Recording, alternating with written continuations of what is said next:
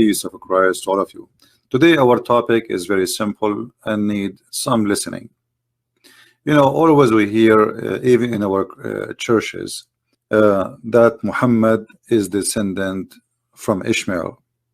The reason for this ignorance, there was a book written a long time ago, and that book claimed that the Arab are descendant from Ishmael. This is not biblical. This is not from the Bible. This is from one person who created this lie, and then the rest are just copy and paste. Copy and paste tradition is very well known, and sadly we as a Christians, we are, you know, the same as the Muslims. We copy paste too. I'm wondering how many of us, when a priest he say that the Arab are descendant from Ishmael, how many of us ask him, where do you get this from? What is exactly the reference for this? Is that a biblical thing? This is all goes to the 10th century when one person he wrote a book and then the rest just carry on. However, the word Arab, it is not even a name of a nation. When we say Arab, we mean people who live in the desert. The word Arab is coming from the Aramaic language. Aram is a person who live in hills, in the top of mountains. So the Aramaic are people of mountains. The Arab are people of the desert. You see, in the old days, the names have a reason. And today it should not be a different. I mean, we give names to identify object or even a person. So when we say someone is an American, well, American whoever carries citizenship of America, but doesn't mean that American is really an American, which means he is really from America. As an example, me myself, I'm not born in America. I am an immigrant, but yet I have an American passport.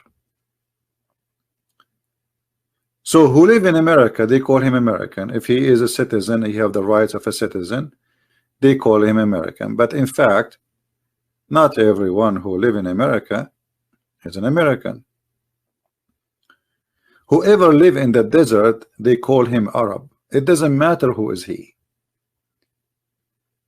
It doesn't matter even what language he speak. And then we go to what is called Arabic. Arabic is not a language by itself. Arabic is born of many languages. Or what we call Arabic language is a collection of Ethiopian words, Aramaic words, Hebrew words, and Persian words, etc. And those many languages, they merge together, and then they made a new language. But the fact, it is not really new. It's just using the old. And you know, as everywhere, the local, they have their own dialect. If you notice, when Muhammad he was speaking about Allah sending him the Quran, and Muhammad, in order to cover himself, he cannot recite the old verse twice correctly.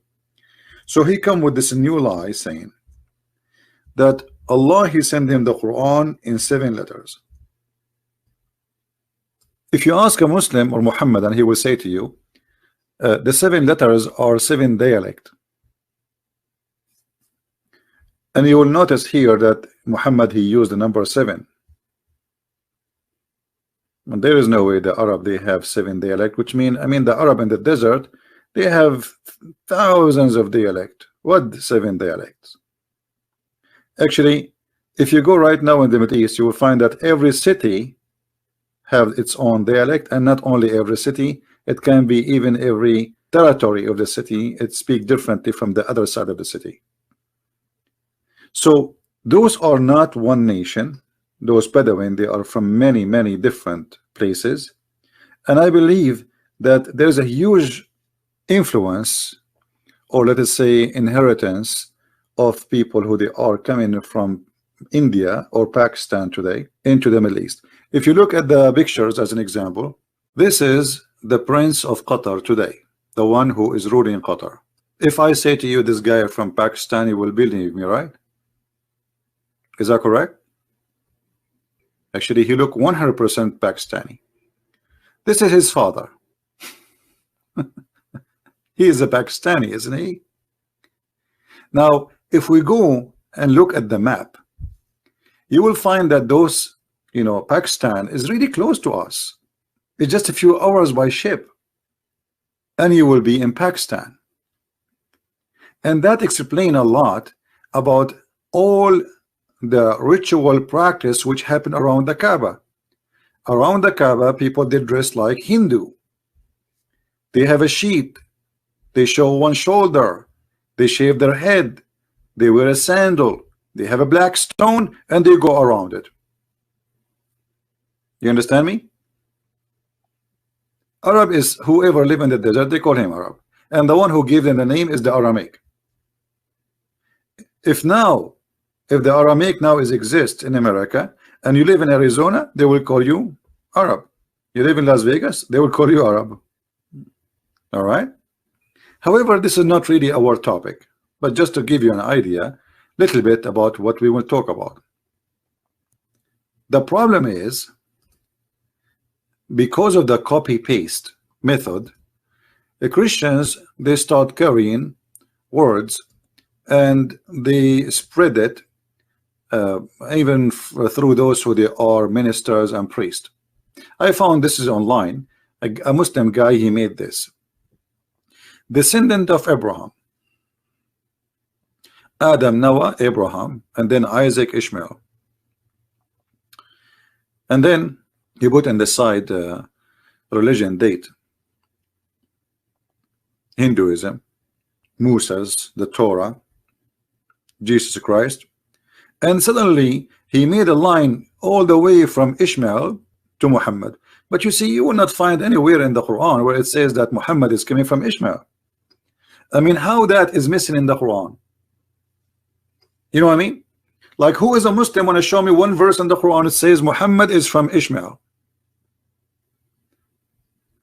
How come in the Quran give us details? Jesus is the son of Mary. Ishmael is the son of Abraham. Jacob is the son of Abraham. But where is Muhammad, the descendant of Abraham? Where in the Quran it says that? And here we need to ask ourselves a very simple question. If the Quran, the book of Muhammad itself, never says so, so how the Muslims, they come to this idea that Muhammad is from Abraham, or he is from Ishmael? You see, even the Quran mentioned to us details. Abraham have a children's, and those details are coming starting from the Bible, not from Muhammad. Muhammad, he have no idea. You see, Muhammad, you do not know what Ibrahim mean. And by the way, there's nothing that's called Ibrahim. Muhammad was so confused. As usual, he have no idea. So the Quran speak about Abraham, but he do not know who is Abraham. And how we know that Quran does not know who is Abraham? The Quran claimed that the guy, his name is Ibrahim. His father, his name is Azar. Have you ever heard of a God who do not know the real name of the father of Abraham? This is how Muhammad he put it, and this is what Muhammad he thought about it, and this is what Muhammad he taught it.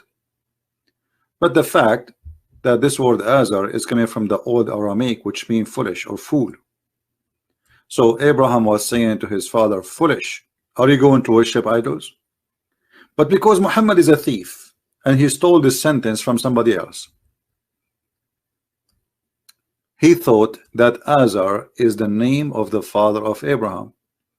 So it's confirmed that the founder of the cult of Islam, he do not know what is the true name of the father of Abraham, which is mentioned clearly in the Old Testament. So the Abraham, the person we speak about in the Quran, is a stolen, copyrighted story from the Old Testament. And the thief, he did some change because he's a fool. He thought by doing some changes, people will not notice that he's a thief. And by doing those changes, he got himself busted. Anyone who is a Christian and he say to you that the Arab is from Ishmael, tell him, show us the verses in the Bible, please, where it says so. Can we do that? Why you don't ask him, show us? There's a few verses in the Bible speaking about Ishmael and his children, and none of them saying what they are saying. Not even one. As the Bible says, all those who they are from Ishmael, including Ishmael, they live in what is called the territory of Gaza today, the Delta and Gaza, between Egypt and Israel. This is where he lived, and that's very normal, makes sense. Why? Because his mother is Hajar and she is Egyptian. Secondly, if you look at the names of the children of Ishmael, you will not find a single one is an Arabic name. To make it simple for you, I mean, why in the world I will not carry the name of my grandfather? Even now today I speak different language. So why in the world the descendant of Ishmael, they stop using the names of their fathers? So if the Arab belong to Ishmael, then we should have all the names of the children of Ishmael belong to those Arab, but we don't find them. And for those who speak Arabic, in 2 seconds he will notice that none of those names fit with the Arabic language, and they mean nothing in Arabic. So the question will be, what language Ishmael he used to name his children? You know what I mean? Let us open the map. This is the map.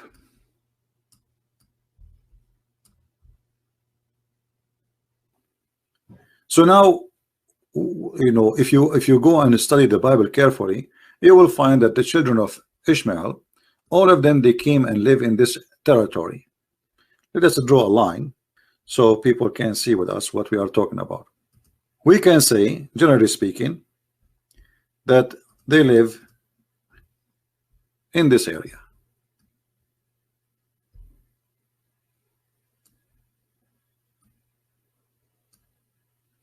That's it. They did not go anywhere, and obviously the mother Hajar herself, she is from there. This is why she came back to where they belong. Abraham, he sent his wife, he said to her, you are free to go anywhere you want, and she went out with her son. And it's very normal for a woman to go back where she is coming from, and she is an Egyptian, and the Bible says that clearly. And this is Egypt here. This is the border of Egypt. Cairo is less than maybe 200 miles away. People who live in the desert here are called Arab for a very simple reason, because the word Arab means desert. Any desert, anyone who live in the desert, he is Arab. So if you live in the desert of Syria, in this area, or Iraq, you are Arab. If you live in the desert of Saudi Arabia, you are Arab. If you live in the desert of Arizona, you are Arab. Arab is not an ethnic, it's not a nation, and they don't have one father. Even in Islamic books, they confirm that Ishmael, he learned Arabic. If you have my book, The Descendant of Allah, you will find the Muslims agree that Ishmael, he learned Arabic, according to them, at the age of 14. So how the father of the Arab learning Arabic from the Arab? Do you understand what I'm saying? If I go right now to China and marry Chinese, and I learn from the Chinese, how that in the world will make me the father of the Chinese? That will be the most silly, stupid thing ever to say. Always the son belonged to his father. So if Ishmael is from Abraham, that means Ishmael consider himself Aramic, and that explains all the names we see, which is descendant from Aramic, not from Arabic or anything. All the names which is sound like Hebrew, because Hebrew itself is born of the Aramic. Hebrew is just a new language of the Aramic language. This is why when you pray, all of you, and the Muslims, they copy that from the Hebrew, and they copy it from the Aramaic. When they end the prayer, they say Amin. You will see that the Christians, Muslims, Jews, they say Amin. But this is because of the theft of Muhammad. Otherwise, this has nothing to do with the Arabic. This is an Aramaic word. Additional to all of this, remember that Moses in the Bible, he did marry a Bedouin woman. Moses. I never heard of priest saying that Moses is the father of the Arab. I mean, let us say for the sake of argument, somebody will say that Ishmael, he married an Arabian woman. Okay, well, Moses married an Arabian woman. Bedouin. This is what Arabian mean, a Bedouin person. You see, if you go to the Quran, if you go to the yellow pages of Muhammad, you will find the following. The Quran called the Bedouin Arab. All those verses are mentioning the word Arab. What does that mean? Bedouin. Do you see it? This is the translation, but in Arabic it says the Arab. In the translation is coming as the Bedouin, because this is true. This is what it is. Those who live in the desert. You know what I mean? Same as the word Bedouin. This is an Aramaic. Bedu.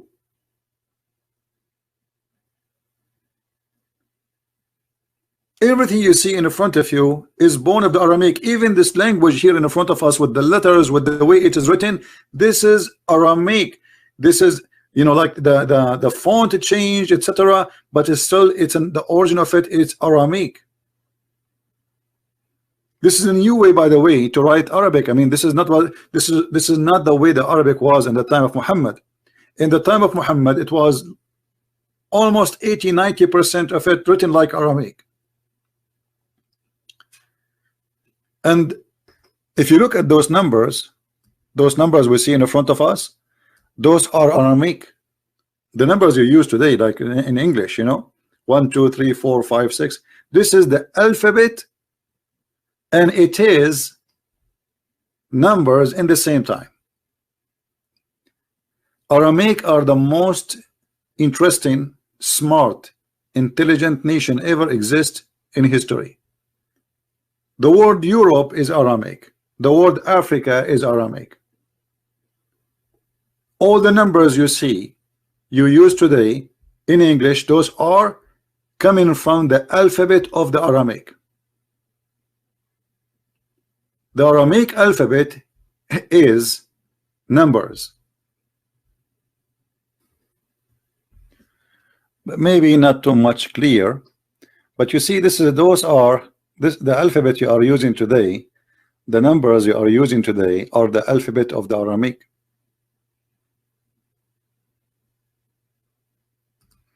And the look change by time. The look change. Like number 1 is Aleph, A. This is number 1. You know? Number 1, number 2, number 3, number 4, number 5. So this is an alphabet which is contain numbers at the same time. This is why you know, if you remember, in the Quran we have words which Muslims cannot understand.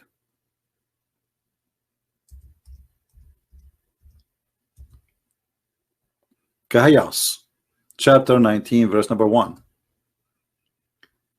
If you ask Muslims what this is mean, kaf, ha, ya, ain, sad. In fact, it doesn't say that in the Quran. It doesn't say kaf, ha, ya. That's silly. It's one word, as you see here. It is just one word. Kahayas. What does that mean? They don't know. Allah knows best. And they start guessing. Everyone give you his own guessing. Kahayas simply is collection of Aramaic numbers, which is alphabet, which is equal to numbers, which will give you a sentence. I mentioned to you before that Kahayas is a biblical sentence. Here you see those are the Arabic alphabet, which is born of the Aramaic. Letter A is equal to 1, letter B equal to 2, etc. So from the letter 1 to the letter 10, yeah, the numbers are equal to its position by order. So letter A is equal to 1, letter B is equal to 2, letter G is equal to 3, etc. And then the last letter in the number 10, the letter number 10, yeah, is equal to 10. Then right that after that, the letter number 11 will be double of the previous number before it. So letter number K or K is equal to 20, which means we add just 10 to every number to follow. So now L is equal to 30, M is equal to 40, etc. until we arrive to the letter number 20. And then the number will be double to the previous. You know what I mean? So this is the letter here. You will notice here right away it says 100. Qa is equal to 100. Letter after it is equal to 200. Letter after it is equal to 300, etc. until we arrive to 1000. Okay, what does that mean exactly? If we go back to Kahayas, we can take those numbers and we will see what they are equal for. This is letter Ka equal to 20. Now where is the letter Ha? Letter Ha is number 5. Where is the letter Ya? Is equal to 10. Where is the letter A? Is equal to 70. And then the last letter is Sod or Sa. All right, and this is Sa. So if we calculate those letters together, the total will be a number which is equal to the sentence, which is saying, actually let us show it to you in the screen so you can understand it better. I will put the letters next to each other.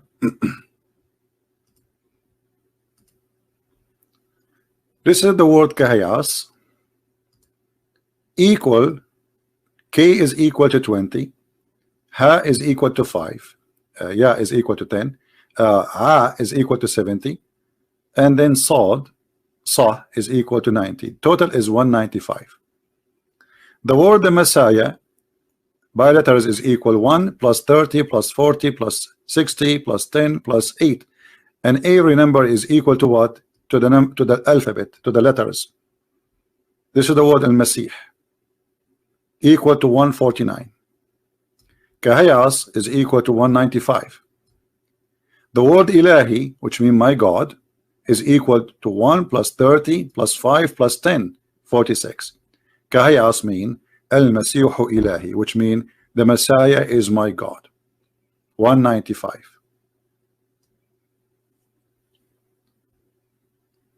Muhammad is a thief. He stole that word. He do not know what it does mean, and not a single Muslim can tell you what this word means, because simply it is not a word.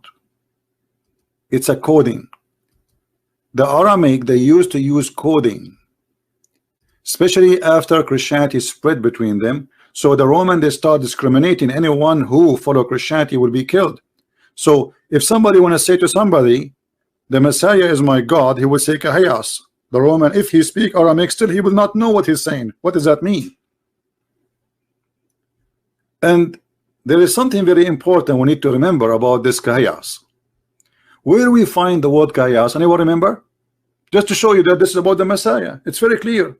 If we go to Kahayas, you will find that this is in the chapter of Mary. Is it? It's obvious. It is in the chapter speaking about Maryam. The first verse in the chapter of Maryam, it says, the Messiah is my God.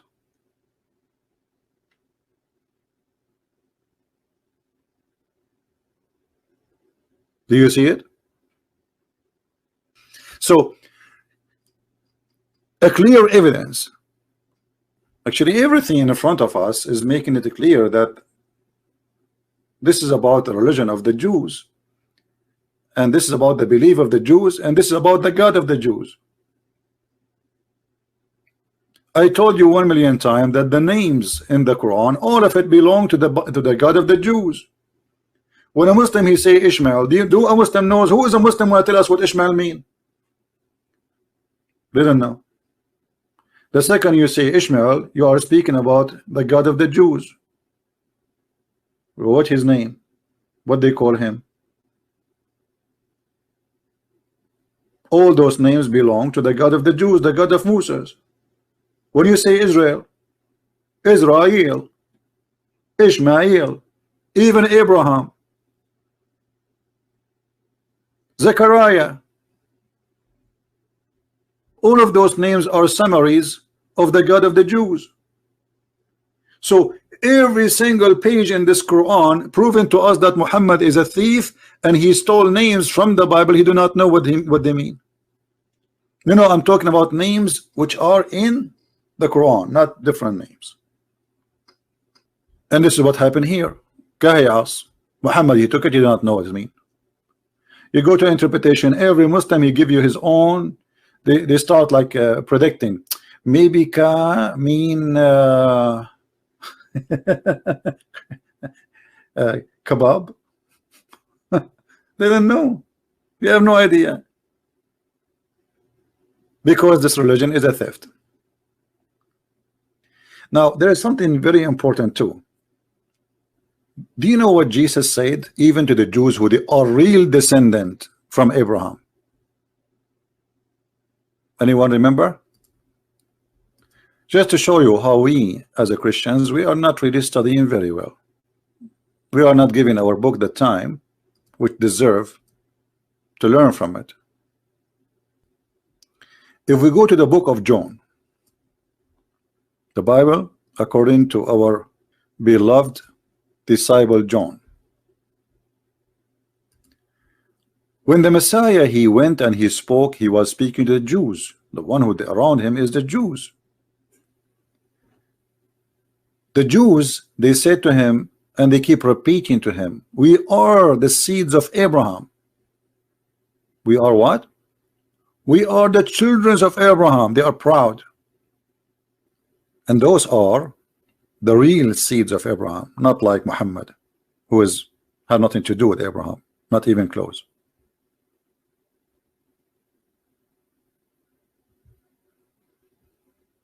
They said to him, are you greater than our father Abraham, who died, and the prophets who have died? Because the Messiah he said, whoever keeps my words shall never see death. Who are you making yourself? Yeshua said to them, if I glorify myself, my glory is nothing. It is my Father who glorifies me. He of whom you say he is our God, and you do not know him, but I know him. And if I had said that I do not know him, I myself would have been a liar like you. But I do know him, and I keep his words. Abraham, your father, desired to see my day, and he saw it, and he rejoiced. The Jews, they were saying to him, you are not 50 years old, and you have seen Abraham? Yeshua said to them, timeless truth I speak to you. Before Abraham, I am exist. I am the living God. So when somebody says I am Abrahamic, what does that mean exactly? Based on the verse we are showing you. Anyone can help me? It's believe in Jesus, exactly. To be Abrahamic is to be as Abraham. He rejoiced when he saw the day of Jesus. is not just someone, he is descendant from Abraham. Jesus said to them, well, if you are from Abraham, then do the work of your father. They answered, they said to him, Abraham is our father. Yeshua, he said to them, if you were children of Abraham, you would have been doing the work of Abraham. And what Abraham he did? He rejoiced by seeing Jesus. Do you understand? So this is the biblical teaching about the seeds of Abraham. The seed of Abraham is not somebody is born of Abraham, is somebody believe in the God of Abraham, which is the Messiah, the Jesus the Christ. And who is the one who's saying that? This is the Messiah himself. This is the Messiah, the Lord himself. He says to the Jews who they are really from the seeds of Abraham. They are not making it out. They are not fabricating. They are not lying. They are saying, yes, Abraham is our father. He's our great father. And yet Jesus saying to them, well, if you are of Abraham, then you do the work of Abraham. Obviously you are not. So according to the Messiah, the one who considered to be from Abraham is the one who rejoice for the name of the Messiah, as he said here, Abraham your father desired to see me, to see my day, and he saw it and he rejoiced, which means he worshiped Jesus. He prayed to Jesus and he accepted the Messiah as God. Do you see it? Which means even if somebody he is from descendant of Abraham in real, still he is not Abrahamic. Because to be Abrahamic is to be Christian, not to be descendant from Abraham by seeds. And if the Messiah himself did not accept the Jews to be calling himself Abrahamic, I mean, who else can claim to be Abrahamic? And from this we understand that Abraham was a Christian. Correct? Abraham, he is a Christian. He is not Abrahamic. He is just a Christian like us. What Abrahamic mean? Following, believing in the same God of Abraham. Well, this is the God of Abraham, the Messiah. Abraham, your father, he desired to see my day. And when he saw it, and we know the Old Testament speak about God, the Lord, he came to Abraham as a man in the flesh. And the Muslim, they say to you, where in the Old Testament it says that God became as a man. And you will see here the Messiah said, before Abraham would exist, I am the living God. And yet they say to you, where Jesus says, I'm God.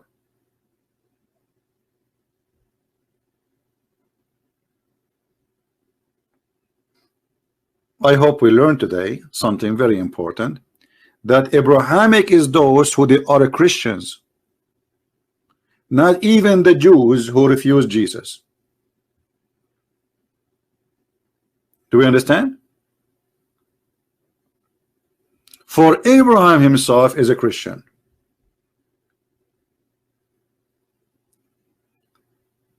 And to be Abrahamic is to do the work of your father Abraham, not to be Abrahamic by name, not to be Christian by name. This is why the Lord, he said, many they will say to me, Lord, Lord. And then he will say to them, depart from me, I do not know you. Go away. Who are you? Not everyone says to me, Lord, Lord, will enter the kingdom of my Father, but the one who do his will. So you call yourself Abrahamic, you call yourself a Christian, you call yourself worshiping the true God, call yourself whatever you want. From their fruits, you will know them. That is the truth, my friend. Did Muhammad do the work of Abraham? Did Muhammad teach the teaching of Abraham? Let us make it clear that the Bible is more than just a book. You see, the Messiah, he said, you want to kill me because you cannot comprehend my words. Correct? I know you are the seed of Abraham, but you seek to kill me because you cannot comprehend my word. So anyone who cannot comprehend, and obviously they don't want to comprehend because they don't want to comprehend. It's not because Jesus making it complicated. They don't want. They play arrogant. They play the ignorant. They knew he is saying that he is God. He knew that he is coming God in the flesh. He is saying that clearly, and this is why they put him in the cross. So when Muhammad he denied the Messiah to be divine, he is not Abrahamic. When Muhammad he denied the Father and the Son, what the Bible says? Who is the liar? The liar, the Antichrist, is the one who denied the Father and the Son. You see, the Quran is. You see, the Quran says, and remember when we made the house a place of reward for mankind and sanctuary, take the venue of a prayer from Abraham's station. Okay, Muslims, how we will find where Abraham's station is located, where it is? Is that the house he built in Israel? Or this is the house which you Muslims go around? How we will know what house? Do you know that all the cities in Israel today, which is called Beit, this is what the word here in Arabic here it says Beit. This is Aramaic. Beit. See, I told you Arabic is not Arabic. There's nothing it's called Arabic. Beit is mean house. Beit Lahem. The house of a bread. If you search right now in Israel about how many towns their names start with Beit, which means every one of those they have a temple. Beit. So Abraham he built a Beit. Where is this Beit is located? The Muslim they say to us it is the Kaaba. But hold on, look at this. Make this a secure town. اجعل هذا بلدا آمنا. So it's a city. It's not just Abraham and Ishmael alone. There's people there. Secure this country. Secure this cities. Baladan actually better make more of a place of busy crowded place, like a country. So Abraham saying secure the towns. Which town? If we search in the Quran, we will find the following.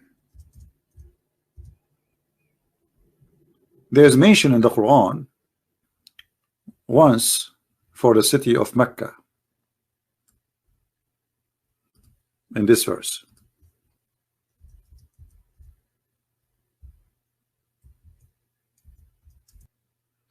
You see here, you notice that the temple which is in the house, or let's say the temple which is in Mecca, is called the sacred mosque, al-Masjid al-Haram. Allah did not call it Beit in this verse. Masjid. What happened to the word Beit? Where is the word Beit? Where we can't find this Beit? Islam is a collection of hummus. Nothing makes sense.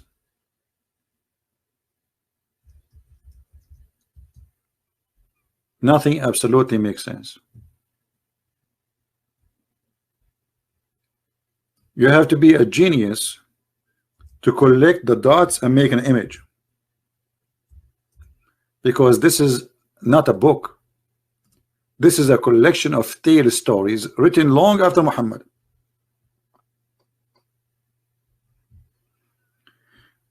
Another verse in the Quran, this is the only verse mentioned in Mecca, 48:24, and there's nothing there. Then we find this in chapter 3, verse number 96. Look at this. It says, indeed the first house to be set up for mankind is the one at Bukan. Muslims, where is Bukan? You see, Mecca is the same word as Bukan.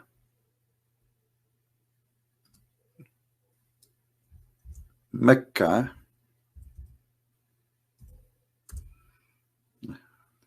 so Mecca and Bukan, the difference between them is the first letter. And that because the way some people they pronounce it, and because Muhammad is collecting religion from others, so sometimes it is Mecca, sometimes it is Bukan. However, that there is a house, it's called the house of Al-Makkah. The letter Ka in some dialect appear as Qa. See, this is the letter in the middle of the letter of the word Mecca. So Ka in some dialect is Qa, Makkah. Makkah and Mecca, both of them mean like coming from like a dry land where you have to suck the water from the ground. However, this is not really where the origin of the name is coming from. Makkah is a name of a temple exists in Yemen. You can go right now and search in a private Google for Temple of Al-Makkah. Let us do that. This is Al-Makkah temple. Al-Makkah. You see? Al-Makkah, I told you before that Al mean God, right? So God of Al-Makkah. Al-Makkah is the name of the temple of the moon god, which is built, it's an ancient temple, exists in Yemen. For long people they thought it is, you know, a temple of the sun, but then later they discover, after they were able to understand the language, which is not Arabic, you know, and this is telling us that when they say that the people of Yemen they are the origin of the Arab, this is a lie, because all ancient inscribed exist in Yemen, none of it is Arabic and have nothing to do in Arabic. So Al-Makkah temple is Makkah. So what Muhammad he did in the Quran, saying that the first temple was built is the temple of Al-Makkah, the first house of Allah, which is the moon god, is the house of Al-Makkah. Are we learning? This is what the Quran is saying. And the Muslim are people who they are disconnected with the Quran. You see, the Quran has nothing to do with what they are saying. There's 90% of things Muslims today believe in is not exist in the Quran as they believe. Al-Makkah is the temple of the moon god. It's not the Kaaba they have today. This is what the Quran confirms. And this is the first house of worship built for Allah, the moon god. And this is true. Mecca today is a counterfeit of the temple of Al-Makkah. In the Kaaba, there is a corner. Let us show you. Look at this pagan cult. Look how they want to kiss it, they want to touch it. You know, this is called the Yemeni corner. The Yemen corner. Why it's called Yemen? Because here there's some stones, they don't fit with the other stones. Do you see it with me? They are not the same. What are those stones? Let us see if we can get an image which is more close and more clear. Those are stones were taken from the temple of Al-Makkah. So in order, why you want to go all the way to the temple of Al-Makkah, which is in Yemen, so you can get the blessing of the moon god? We brought you some stones from there. You touch them as if you were in the temple of Al-Makkah. Those are holy rocks from the holy temple of Al-Makkah, the moon god. And this is why it's called the Yemeni corner. Now look, let us see what Muhammad he said about the Yemeni corner. Is the Yemeni corner something special in Islam? Why the Muslims are coming to it to touch it? Look at this. Why they are fighting this one, actually the best. Look at this one. This one is the most clear one. Do you see how clear it is that those stones are inserted there? They don't fit with the rest of the stones. You notice they are coming from different area. No, they are not really totally black. They are different. You see, the stones of the Kaaba are totally black because they are volcano stones. Those are different. What Muhammad he said about those stones? What Muhammad he said? Forgive sin. Thank you. Who is the one who said that? If you go in the hadith, Muhammad claimed that the black stone and the Yemeni cornerstones, they forgive your sin. A man he said to Abu Abdul Rahman, "Oh Abu Abdul Rahman, why do I only see you touching those two corners?" Which corners? The black stone corner and the Yemen corner. He said, I heard the Messenger of Allah saying, touching them erases the sin. And I heard him say, whoever go around them 7 times, it's like freeing slave. What is the power in this corner, the Yemeni corner, to forgive your sin? Allah, he placed his forgiveness inside those stones. If Islam is not a pagan cult, how in the world, if we touch stones, our sins are forgiven? And the funny, the Muslims, they say and they claim that the Hindus are pagan, the Christians are pagan, the Buddhas are pagan, and they are monotheist. But yet their God is a stone.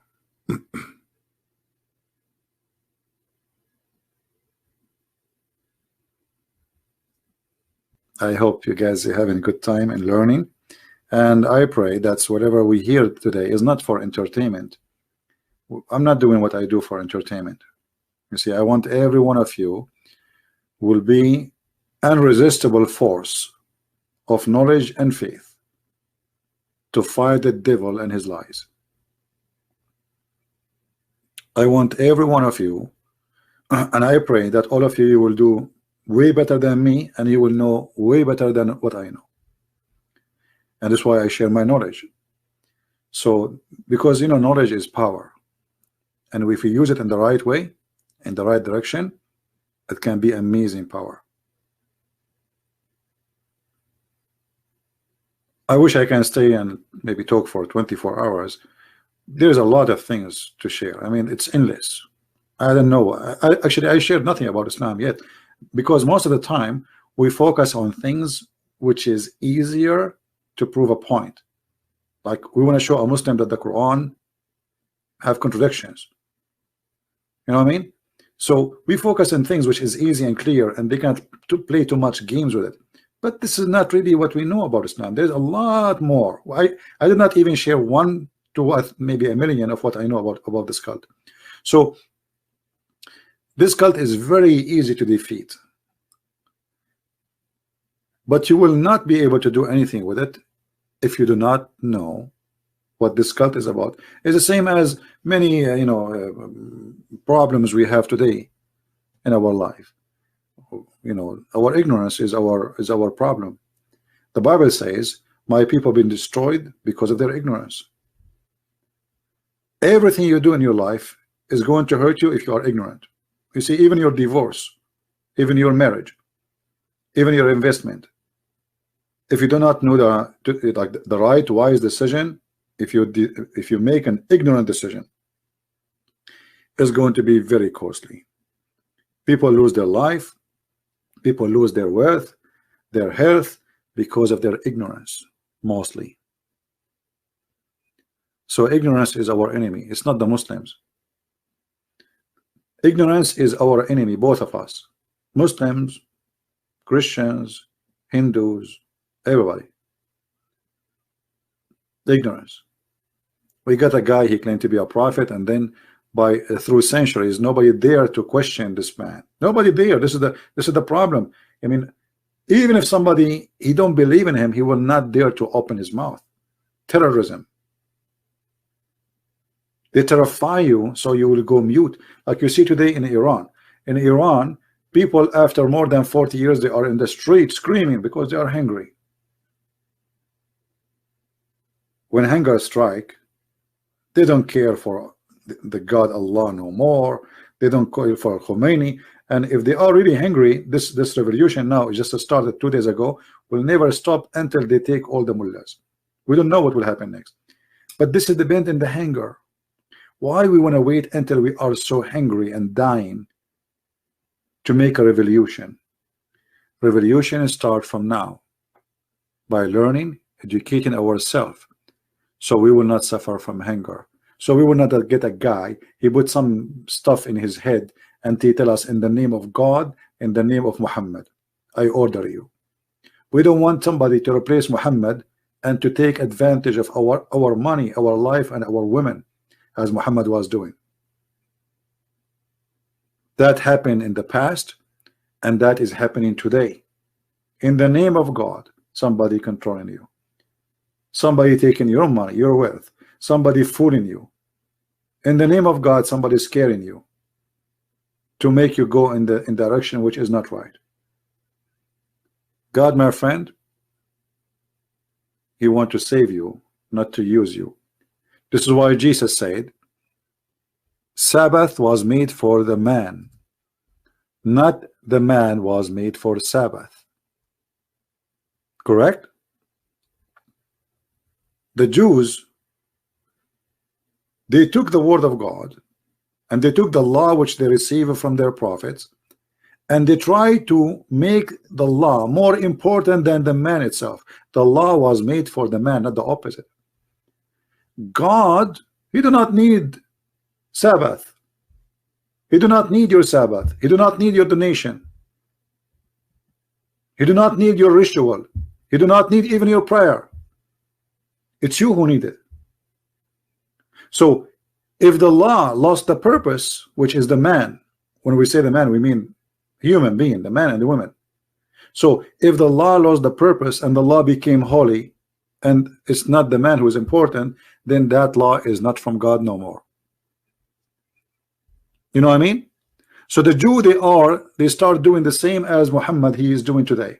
They start worshiping law which made by Muhammad, and it's not the man who is important no more, when the law supposedly made for the man, for the benefit of the man.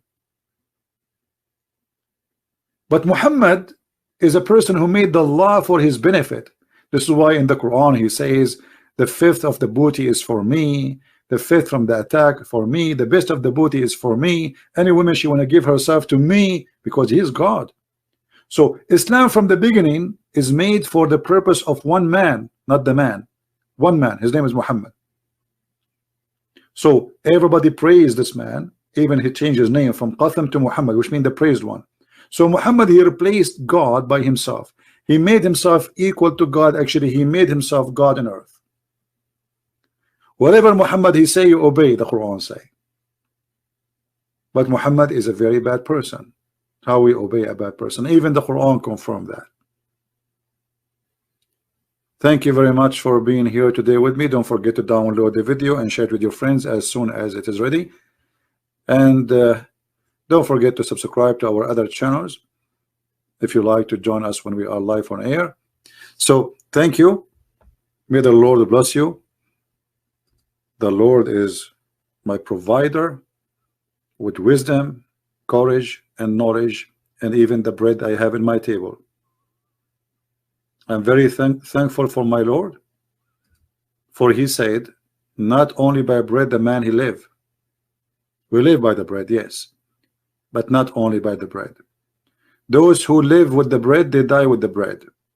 But those who live by the word of the Lord, they will never die. That's why the Messiah said, the one who drink from my water, he will never go thirsty. The one who listen to my words, he will never see death.